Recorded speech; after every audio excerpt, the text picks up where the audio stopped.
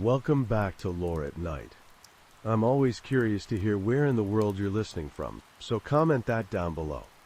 Get comfortable, and let's begin with the first story. The last confirmed sighting of Susan Powell is inside her home on the evening of December 6th. Her husband, Josh Powell, later tells police they went on a spontaneous camping trip after midnight, taking their two young sons into the freezing Utah desert. He says Susan stayed behind. By the following afternoon, Susan does not show up for work. She does not answer her phone. This silence is not like her. A coworker grows uneasy and calls the police for a welfare check. When officers arrive at the Powell home, Josh is not there. The boys are gone. Susan's purse is still inside. Her car remains parked outside. Her shoes are near the door. The house tells a story of interruption. There is no sign of forced entry, no visible struggle, no blood. The beds appear slept in. Dishes are in the sink. Susan's personal belongings are untouched. Her wallet is still inside her purse. Her phone is missing. The absence is total and incomplete at the same time. When police finally locate Josh Powell later that day, he is calm, too calm. He repeats the same account. He says Susan left during the night. He claims he took the boys camping in the West Desert to get out of the house. He cannot explain why he would do that in sub-freezing temperatures with toddlers.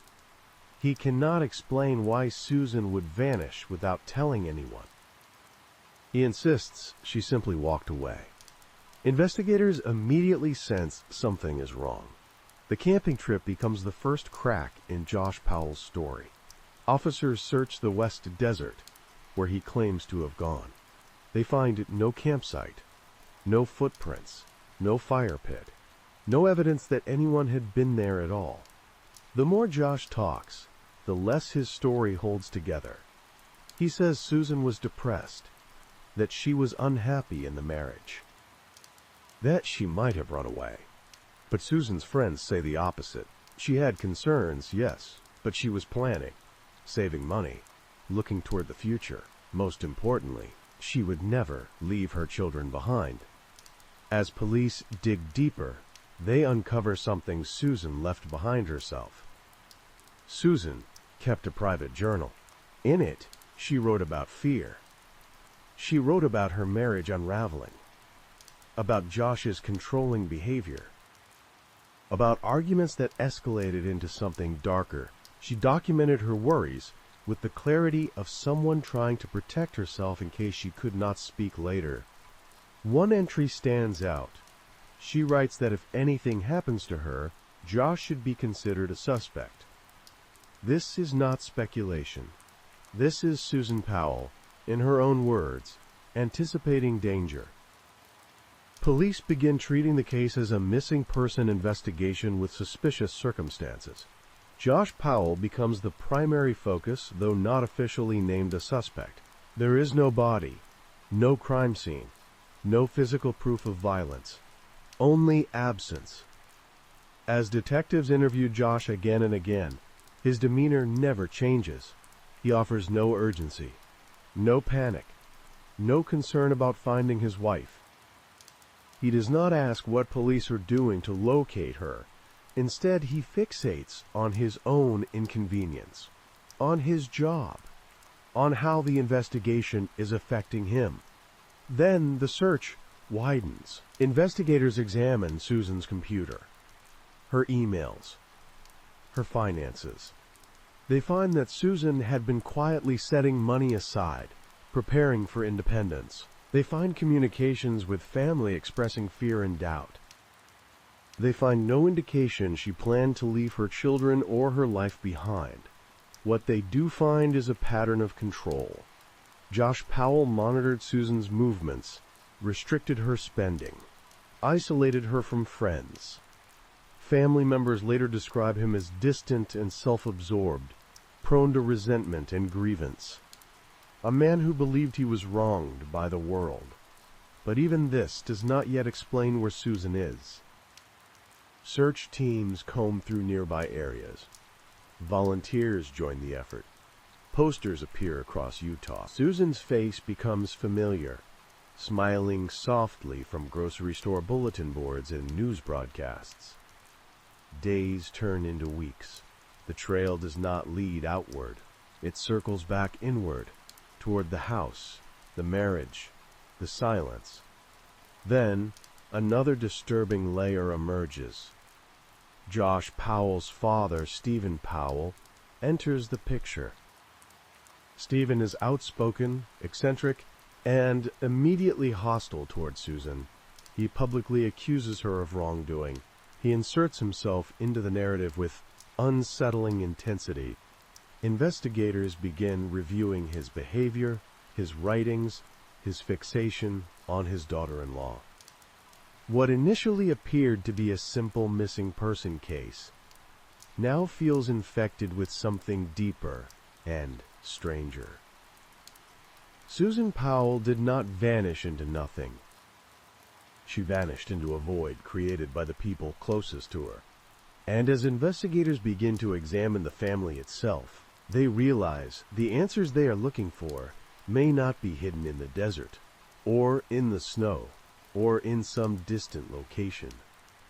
They may be buried inside the walls of a marriage that had already been collapsing long before Susan disappeared. By the time the search for Susan Powell reaches its second week, investigators understand one thing with certainty. Whatever happened to Susan did not begin the night she vanished. It had been unfolding quietly for years. The Powell home becomes the center of gravity for the investigation. Detectives return again and again, examining what was overlooked the first time.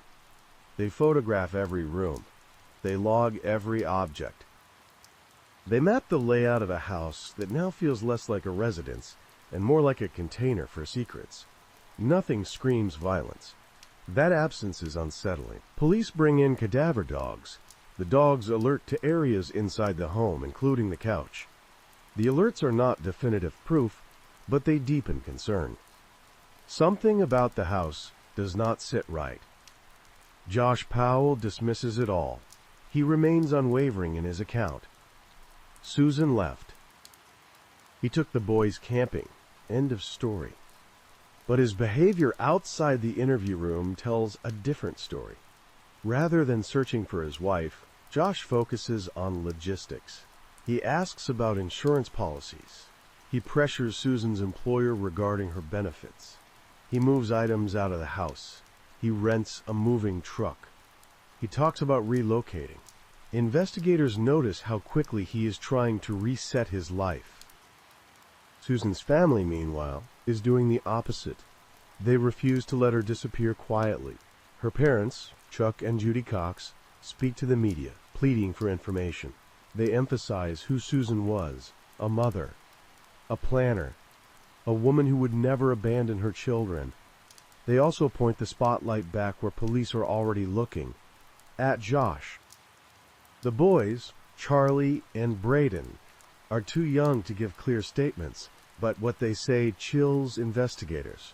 They mention a camping trip. They mention their mother staying home. Then they say something else. Something small, fragmented, but deeply unsettling. They say Mommy went camping too. Josh dismisses this as childish confusion. Police do not. Investigators turn to Josh's computer. What they find is disturbing not because of what is there, but because of how it is there. Files are encrypted. Hard drives are wiped. Data has been deliberately erased. Josh claims it is routine, that he is paranoid about privacy, that he values control over his information. But this level of digital sanitation suggests something more calculated. They recover fragments, searches, instructions, terms related to disposing of materials. It is not enough to charge him, but it is enough to confirm that Josh Powell is not a passive participant in this story. He is managing it. As scrutiny intensifies, Josh withdraws further. He hires an attorney. He stops cooperating. He limits police access to the boys. He becomes defensive, combative, openly resentful. Then the investigation fractures across state lines. Josh leaves Utah with the children and moves to Washington State, where his father lives. The move complicates everything. Jurisdiction shifts. Court orders are required. Every step slows. In Washington, police continue to monitor him. But without a body, without a confession, their options are limited. Then attention turns fully to Stephen Powell. Stephen is not a background figure. He is loud, volatile. He inserts himself into interviews. He writes blogs accusing Susan of moral failings. He frames himself as the victim of a conspiracy. His behavior is erratic, obsessive, and deeply inappropriate. Detectives uncover a collection of photographs Stephen took of Susan. Hundreds of them. Some hidden, some explicit, many taken without her knowledge. Susan had known. She wrote about it in her journal. She feared Stephen. She felt violated. She told Josh. Josh did nothing. The family dynamic becomes impossible to ignore. Investigators now face a disturbing possibility. Susan Powell was not just isolated in her marriage. She was surrounded by men who viewed her not as a person, but as an obstacle. Still, evidence remains elusive. Searches expand. Mines, wells, desert sites, storage units. Nothing yields Susan. Months pass. The case does not go cold, but it does stall. Police know who they are watching. They know where the pressure points are. They simply cannot apply force without proof. Josh Powell seems to understand this better than anyone. He continues to live as if Susan is gone forever. He dates. He socializes. He makes plans. He resists court orders that would grant Susan's parents visitation with the boys. The Cox family fights back through the legal system, arguing that Josh is unfit, that he is dangerous, that their daughter is missing under suspicious circumstances, and her children should not be left alone with the only adult present the night she disappeared. The court listens. Supervised visitations are ordered. Josh's resentment deepens. As years pass, investigators review the case repeatedly, hoping time will shake something loose. A witness, a mistake, a confession. Instead, they get silence. But silence does not mean stasis. Behind the scenes, Josh Powell's world is narrowing. His finances deteriorate. His isolation increases. His anger festers. Friends drift away. Surveillance continues. Investigators begin to understand something crucial. Josh Powell is not behaving like an innocent man wrongly accused. He is behaving like someone waiting out the clock. Susan Powell's case becomes a study in what happens when suspicion is overwhelming, but evidence remains just out of reach. A reminder that truth does not always surface on schedule. And then, years after Susan vanished, the case takes a turn no one can stop. By the fourth year after Susan Powell disappears, the investigation exists in a state of suspension. It is active, but constrained. Focused, but restrained by the same obstacle that has always stood in the way. There is still no body. Josh Powell remains under a cloud of suspicion so dense it follows him everywhere, yet legally, he walks free. He has never been charged, never arrested. He knows exactly where the line is, and he stays just on the safe side of it. But pressure is building. In Washington State, Susan's parents continue their fight for their grandsons. Court records paint a picture of a man unraveling. Josh misses deadlines. He violates visitation agreements. He becomes increasingly hostile toward social workers and court-appointed supervisors. The boys grow older. Their statements become more detailed. They talk about the night their mother disappeared, about noise, about a car ride, about camping in the dark. Their memories are incomplete, but they no longer sound like confusion. They sound like fragments of something real. Investigators listen carefully. Josh responds by pulling tighter. He isolates the boys. He restricts communication. He speaks openly about his hatred for the system he believes is persecuting him. He tells friends he is being robbed of his children, that Susan's parents are trying to steal them, that everyone is against him. These are not private frustrations. They are recorded, documented, entered into court proceedings. The warning signs are visible. Social workers express concern. They note Josh's rigidity, his lack of empathy, his fixation on control. He speaks about Susan as if she were already erased, as if the story is finished. The courts do not agree. Supervised visitation continues. Susan's parents are granted limited access to the boys. Josh fights every inch of it. Then investigators make a critical move. They revisit the evidence trail, not searching for Susan directly, but for leverage. They focus on Stephen Powell, his digital footprint, his writings, his obsession. What they uncover is enough.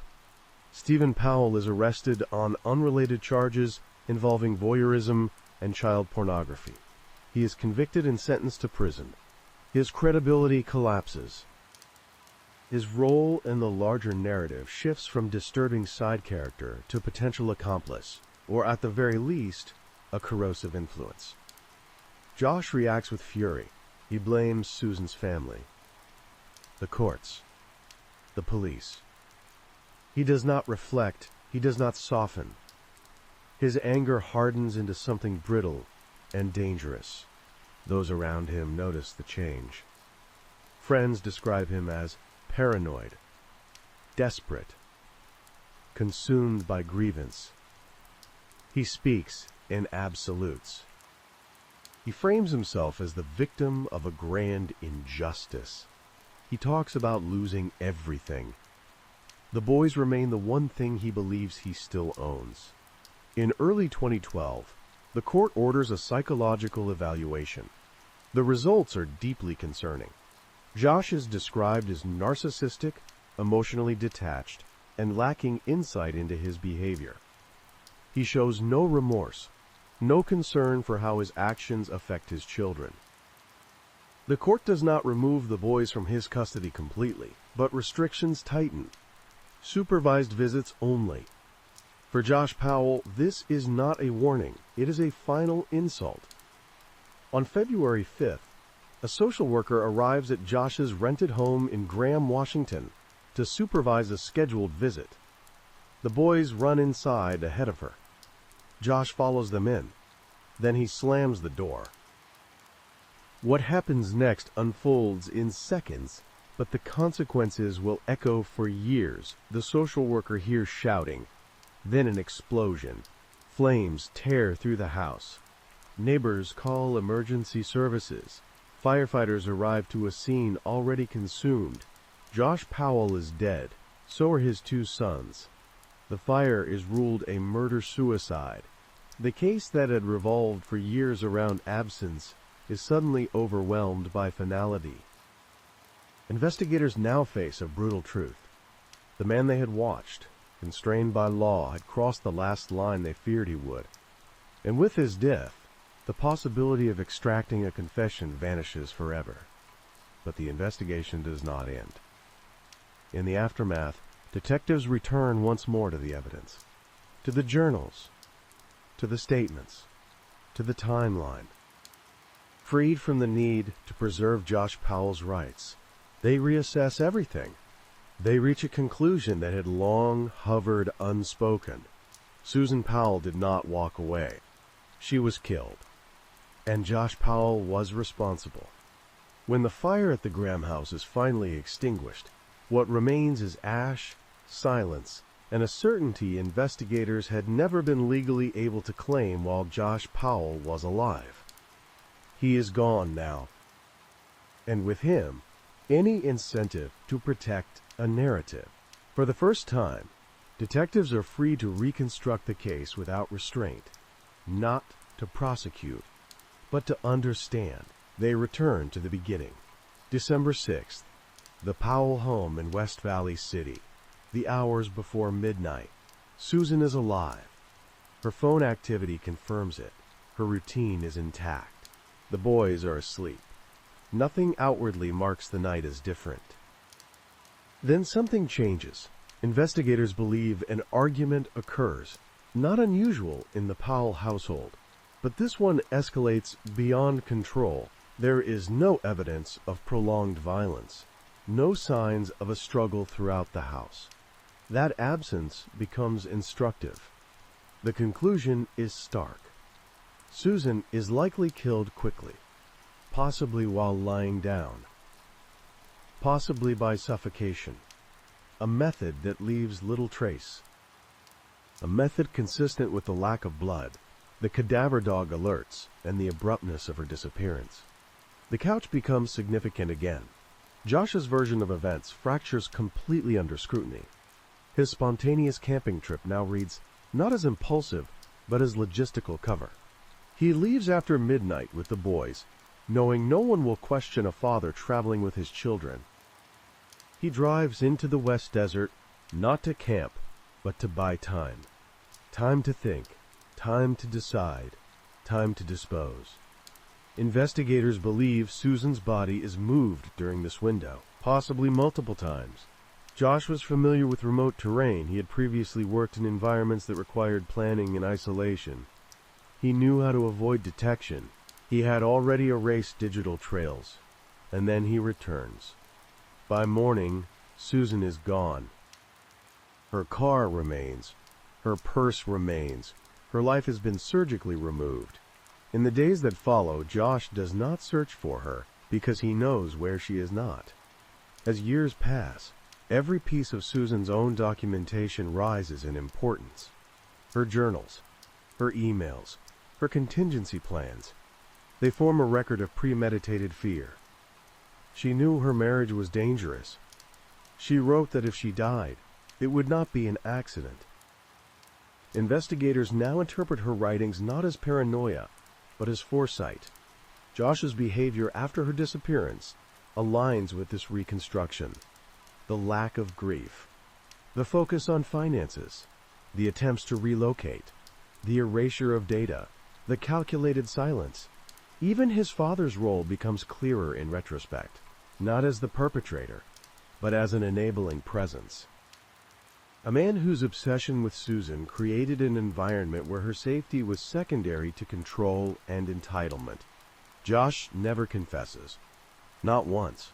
But in the final act of his life, he reveals something investigators had suspected all along. When Josh Powell kills his sons and himself, it is not an impulsive act. It is planned. Accelerants are prepared. A hatchet is used. The door is locked. The motive is not escape. It is control.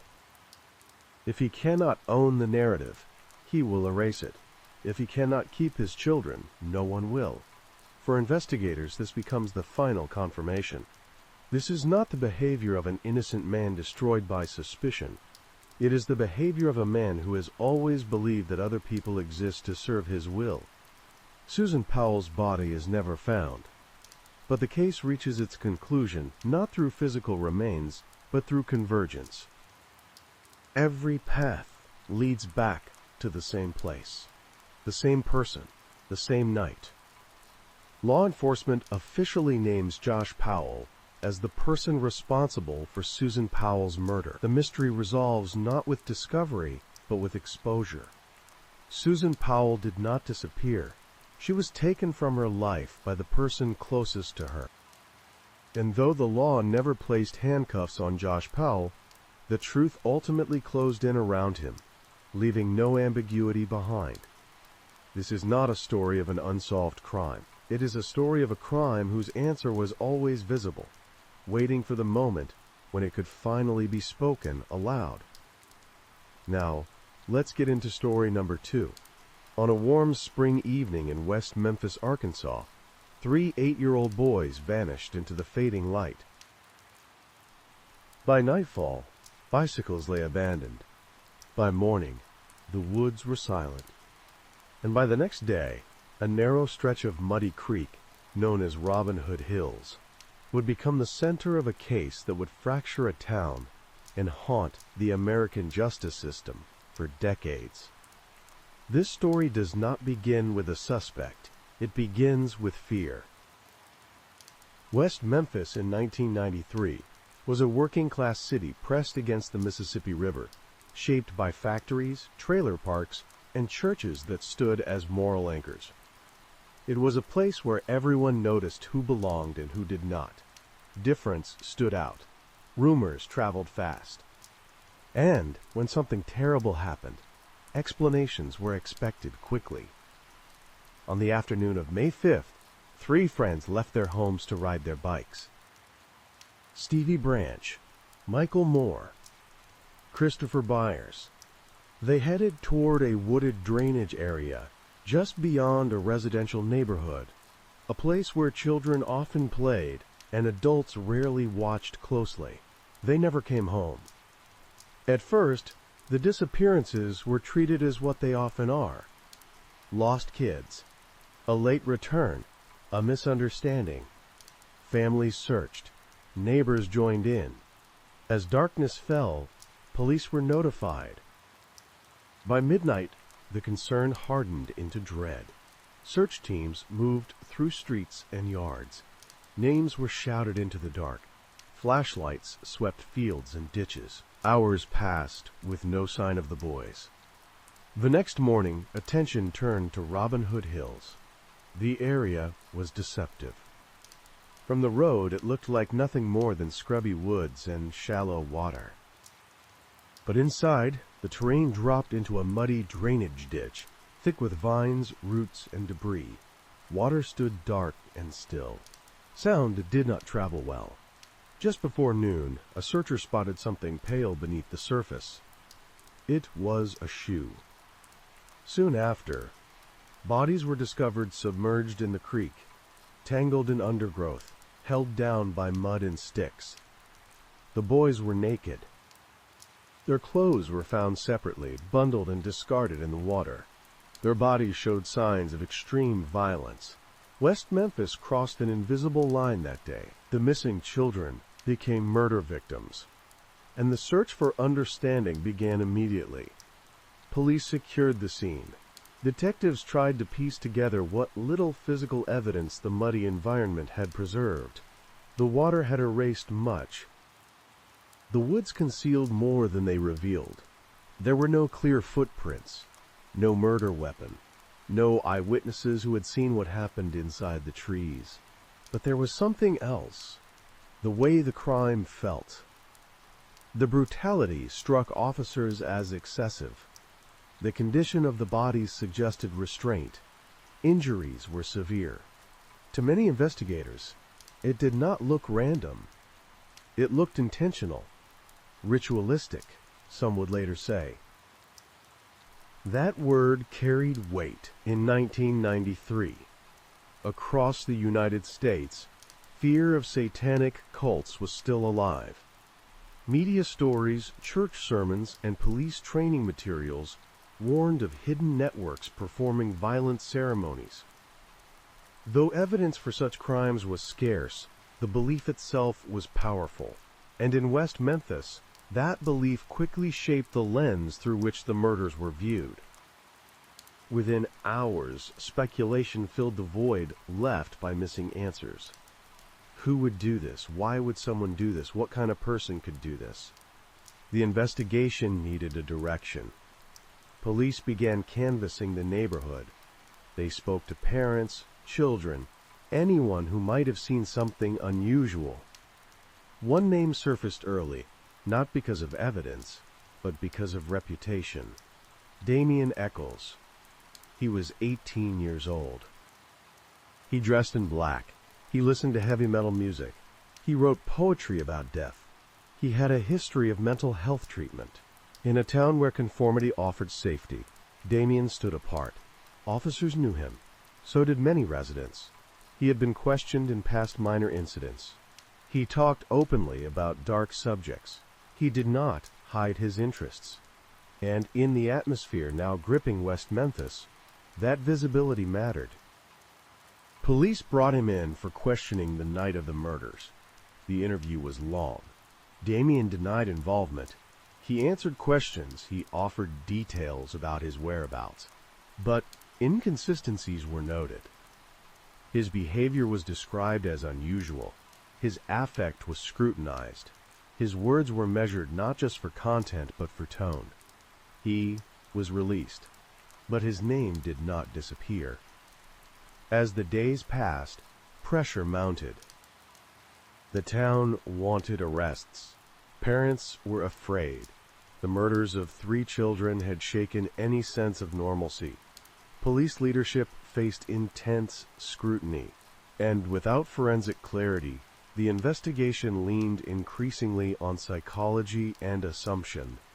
Another name entered the picture: Jason Baldwin, a quiet teenager who associated with Damien. And then a third. Jesse Miskelly Jr. Jesse was 17. He had an intellectual disability. He was eager to please. He struggled with complex questions, and when police brought him in for questioning, they saw an opportunity. The interview lasted hours. What emerged would change everything. Jesse eventually confessed. He described the murders in graphic terms. He placed himself, Damien, and Jason at the scene. He spoke of violence, restraint, and motive. The confession appeared to give investigators what they needed. But there were problems. The timeline he gave did not match known facts. Some details were wrong. Others shifted when challenged. The confession itself was not fully recorded. Only a portion was preserved on tape. The rest existed as officer notes and recollections. Despite these issues, the confession became the spine of the case. Damien Eccles, Jason Baldwin, and Jesse Miskelly Jr. were arrested. The town exhaled. But the evidence, when laid out carefully, told a more complicated story. There was no physical evidence tying any of the 3 teenagers to the crime scene. No DNA, no fibers, no blood. The prosecution's theory relied heavily on the confession, on character judgments, and on expert testimony that framed the murders as occult in nature. The defense would argue that the investigation had narrowed too fast, that fear had guided focus, that once a narrative took hold, contradictory facts were ignored. As pretrial hearings began, the lines hardened. To some, the case was solved.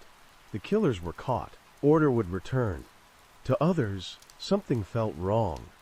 The boys were gone. The answers felt thin. And beneath the surface of West Memphis, doubt began to grow. In the next chapter, the investigation moves from the woods into the interrogation room, where words would matter more than evidence, and where a confession would raise questions that refused to stay buried. The entire case turned on what was said inside a small interrogation room. No blood was found on the suspects. No fingerprints placed them in Robin Hood Hills. No witness saw them enter or leave the woods that evening. What the investigation had instead was a confession that appeared to explain everything, yet unraveled the moment it was examined closely. Jesse Miskelly Jr. sat across from detectives for hours. He was 17 years old, but functioned at a significantly lower intellectual level. He struggled with time, sequence, and complex phrasing. His suggestibility was well documented. And in that room, surrounded by authority figures, he tried to give answers that would satisfy the people questioning him. Only about 40 minutes of the interrogation were recorded. Those 40 minutes would become infamous. In the taped portion, Jesse placed the murders in the late morning or early afternoon. But the boys were last seen alive in the evening, after school, riding their bikes. When confronted with this discrepancy, Jesse adjusted his story. The timeline shifted, the details softened, then sharpened again, depending on the direction of the questioning. He described events that did not match the physical evidence. He mentioned injuries that were not present. He missed injuries that were.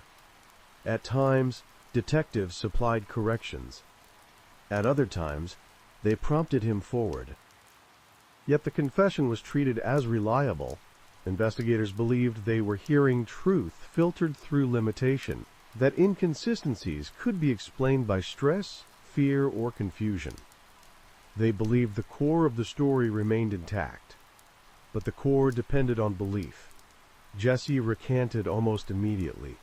He told his lawyers he had lied, that he had been pressured, that he had tried to guess what police wanted, that he did not understand the consequences of agreeing with them. His recantation was dismissed as self-preservation. The machinery of prosecution was already moving. Because Jesse's confession implicated Damien Echols and Jason Baldwin, all three were tied together. Their lives became one legal entity. And even though Jesse would be tried separately, his words hovered over all proceedings. Damien became the focal point. Prosecutors painted him as the leader, the manipulator, the one with motive and ideology. His interests in Wicca and alternative spirituality were introduced as evidence. His black clothing and music choices were framed as symbols of moral deviance. Expert witnesses testified about occult crime. They described ritualistic killings. They spoke of satanic patterns.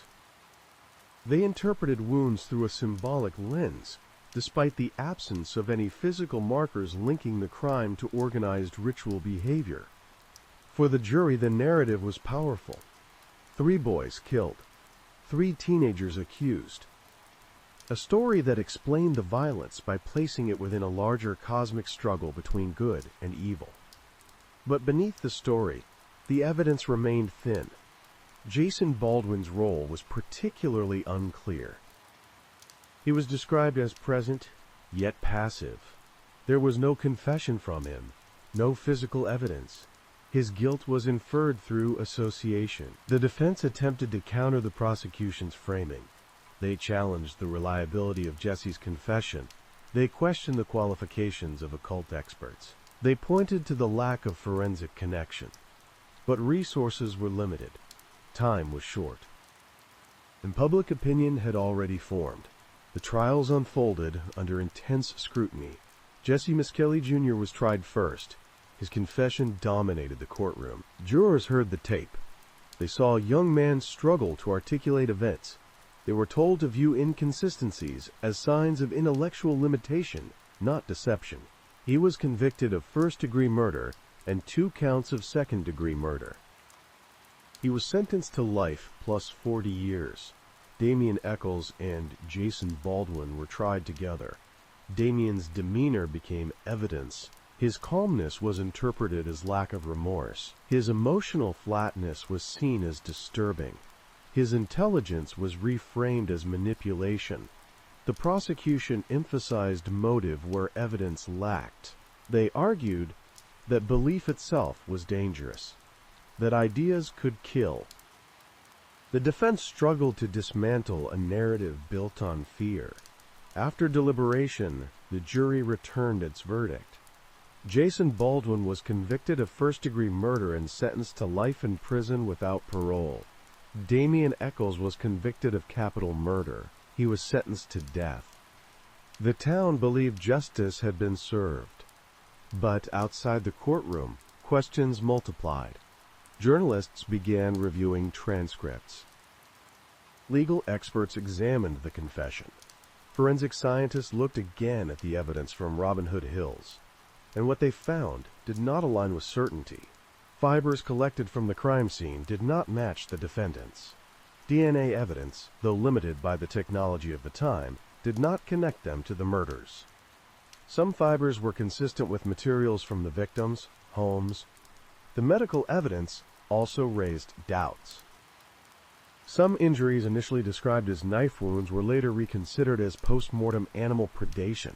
The water and environment had altered the bodies. Early interpretations may have been influenced by expectations rather than data. As years passed, the case refused to settle. Documentaries brought national attention. Appeals were filed. New attorneys entered the fight. The West Memphis Three became symbols of something larger. A cautionary tale, some said. A miscarriage of justice, others argued. But belief is stubborn. For law enforcement in West Memphis, reopening the case meant acknowledging the possibility of error. For the families of the victims, doubt threatened the only resolution they had been given. The investigation, frozen in time, sat between two truths. Either 3 teenagers committed an unspeakable crime, or the real killer had never been found.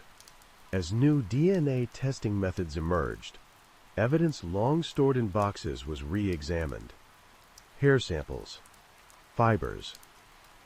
Biological traces once considered useless were given another chance to speak. What they began to say would quietly destabilize the entire case.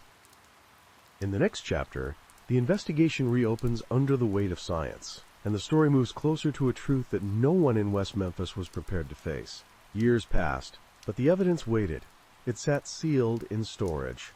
Mud-stained clothing, shoelaces, fibers collected from tree bark and creek banks. For a long time, it had been considered finished speaking. The convictions had been secured. The narrative had been accepted. But science does not respect closure. As DNA testing advanced through the late 1990s and early 2000s, attorneys for Damien Echols, Jason Baldwin, and Jesse Miskelly Jr. pushed for retesting. Their argument was simple. If the convictions were correct, the evidence would confirm it. If not, the truth would finally surface. The state resisted. Every test carried risk, not of finding guilt, but of finding doubt. And doubt threatened the finality of the verdicts. Eventually, limited testing was allowed. The results were quiet but devastating. None of the DNA recovered from the crime scene matched Damien Echols, Jason Baldwin, or Jesse Miskelly Jr. Not a hair, not a fiber, not a biological trace placed any of them in Robin Hood Hills. More troubling still, some of the DNA did point elsewhere. A hair found in the ligature binding one of the boys was consistent with the man who had close contact with the victims. A man who lived nearby. A man who had not been thoroughly investigated at the time. The implications were profound. The defense argued that the original investigation had narrowed too quickly. That alternative suspects were overlooked once the focus settled on the teenagers. That confirmation bias had shaped every subsequent decision. Prosecutors countered that absence of DNA did not equal innocence. That water degraded evidence, that not every crime leaves clean forensic signatures. They maintained that the convictions were sound. But the ground was shifting. Expert reviews of the confession grew increasingly critical. Psychologists explained how false confessions occur, particularly among juveniles with cognitive impairments. They described how leading questions, long interrogations, and the desire to please authority figures can produce detailed but inaccurate admissions of guilt. Jesse's words were no longer seen as proof. They were seen as a warning. Public attention intensified. Documentaries, including one that followed the case in real time, brought cameras into courtrooms and prison cells.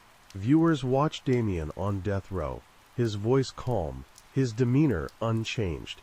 They saw Jason aging behind bars. They saw Jesse struggle to articulate his experience. The case became national. Celebrities voiced support. Legal funds were raised. Independent experts volunteered their time. The West Memphis Three were no longer just defendants. They were symbols of a justice system under scrutiny. Inside Arkansas courtrooms, the legal battle dragged on. Appeals were filed and denied. Procedural barriers slowed progress. Each step forward was met with resistance grounded in precedent and finality. The state argued that reopening the case would undermine confidence in the system, but confidence was already eroding. In 2010, a critical development occurred. The defense was granted access to more extensive DNA testing. Results continued the same pattern. No link to the convicted men. and more material suggesting involvement by someone else. The pressure became unavoidable. Prosecutors faced a dilemma. If new trials were granted, the original case would be dissected publicly. The confession would be challenged. The forensic testimony would be reevaluated, and the possibility of wrongful convictions would dominate headlines. At the same time, the defense faced its own reality. Even with growing doubt, there was no guarantee of exoneration. A new trial could still end in conviction. The passage of time had eroded memories. Evidence had degraded. Witnesses were unavailable. Freedom remained uncertain. Behind-the-scenes negotiations began. They centered on a legal mechanism, rarely used but deeply controversial. A plea that allowed defendants to maintain their innocence while acknowledging that the state possessed enough evidence to convict. An Alford plea. For the West Memphis Three, it represented a compromise between truth and survival. For the state, it offered an exit that preserved the original verdicts while ending the legal fight. For the families of the murdered boys, it was another fracture. Another reopening of wounds without clear answers. As the possibility of release approached, emotions hardened on all sides. Were these men victims of hysteria and flawed policing?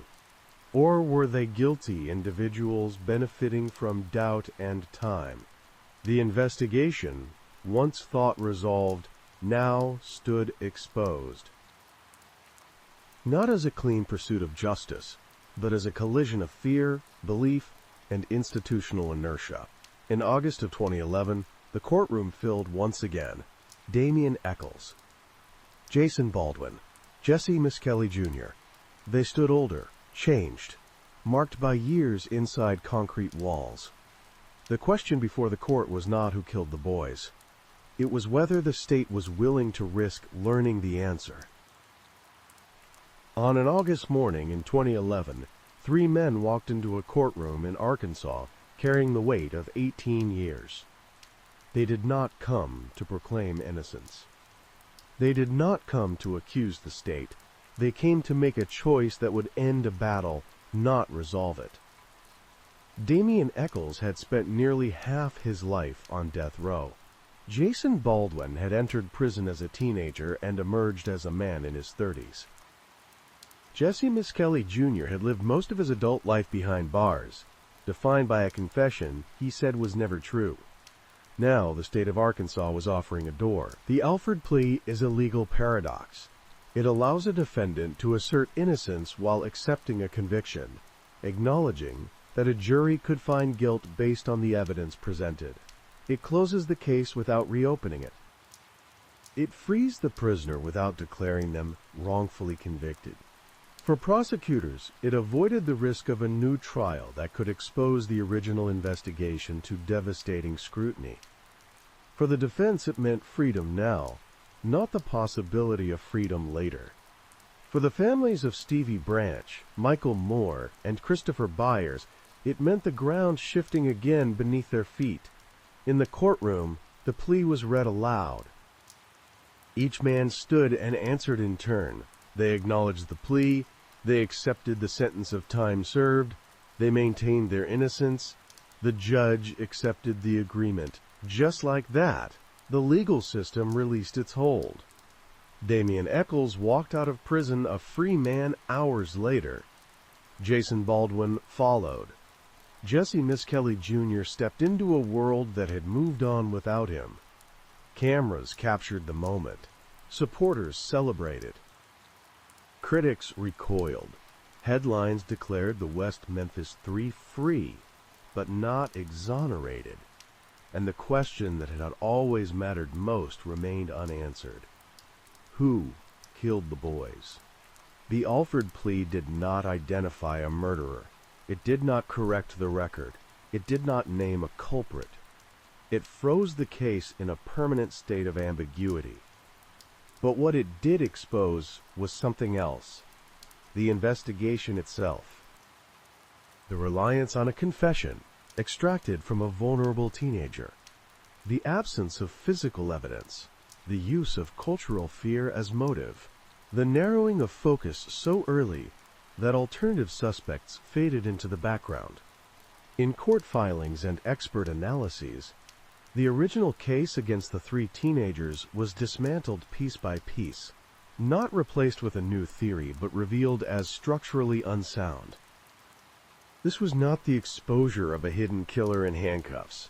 It was the exposure of how certainty can be manufactured, how fear can fill evidentiary gaps, how belief can harden into verdict, how once a story is accepted, every fact is bent to support it.